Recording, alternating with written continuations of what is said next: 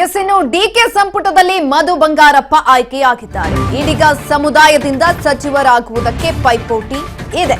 DK ಸಂಪುಟದಲ್ಲಿ ಮಧು ಬಂಗಾರಪ್ಪ ಆಯ್ಕೆ. ಈಡಿಗ ಸಮುದಾಯದಿಂದ ಸಚಿವರಾಗುವುದಕ್ಕೆ ಪೈಪೋಟಿ ಇತ್ತು. ಮಧು ಬಂಗಾರಪ್ಪ, ಬಿಕೆ ಹರಿಪ್ರಸಾದ್ ಅವರ ನಡುವೆ ಫೈಟ್ ಇತ್ತು.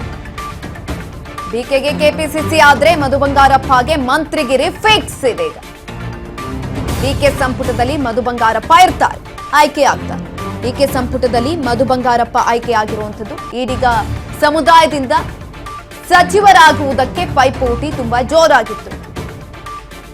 ಒಂದ್ ಕಡೆನಲ್ಲಿ ಬಿಕೆ ಹರಿಪ್ರಸಾದ್, ಮತ್ತೊಂದು ಕಡೆನಲ್ಲಿ ಮಧು ಬಂಗಾರಪ್ಪ ಇಬ್ರು ಕೂಡ ಇದ್ರು. ಇದೀಗ ಬಿಕೆ ಹರಿಪ್ರಸಾದ್ ಅವರಿಗೆ ಕೆಪಿಸಿಸಿ ಅಧ್ಯಕ್ಷ ಸ್ಥಾನ. ಈ ಒಂದು ಸಂದರ್ಭದಲ್ಲಿ ಮಧು ಬಂಗಾರಪ್ಪ ಅವರಿಗೆ ಸಚಿವ ಅಂದ್ರೆ ಮಂತ್ರಿಗಿರಿ ಒಲಿತಾ ಇರುವಂತದ್ದು. ಅವರ ಹೆಸರು ಇದೀಗ ಕೇಳಿ ಬಂದಿದೆ.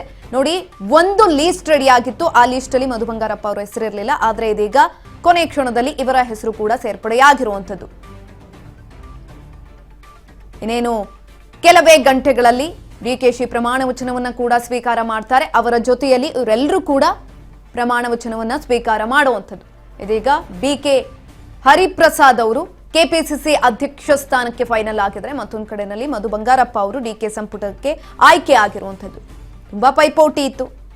ಈಡಿಗ ಸಮುದಾಯದಿಂದ ಸಚಿವರಾಗಬೇಕು ಅನ್ನೋ ನಿಟ್ಟಿನಲ್ಲಿ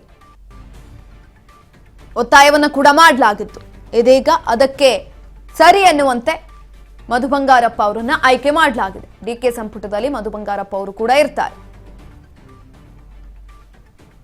ಈಡಿಗ ಸಮುದಾಯದಿಂದ ಆಯ್ಕೆಯಾಗಿರುವಂಥದ್ದು ಮಧು ಬಂಗಾರಪ್ಪ ಅವರು. ಬಿಕೆ ಹರಿಪ್ರಸಾದ್ ಅವರಿಗೆ ಕೆಪಿಸಿಸಿ ಅಧ್ಯಕ್ಷ ಸ್ಥಾನ, ಮಧು ಬಂಗಾರಪ್ಪ ಅವರಿಗೆ ಡಿಕೆ ಸಂಪುಟದಲ್ಲಿ ಆಯ್ಕೆ.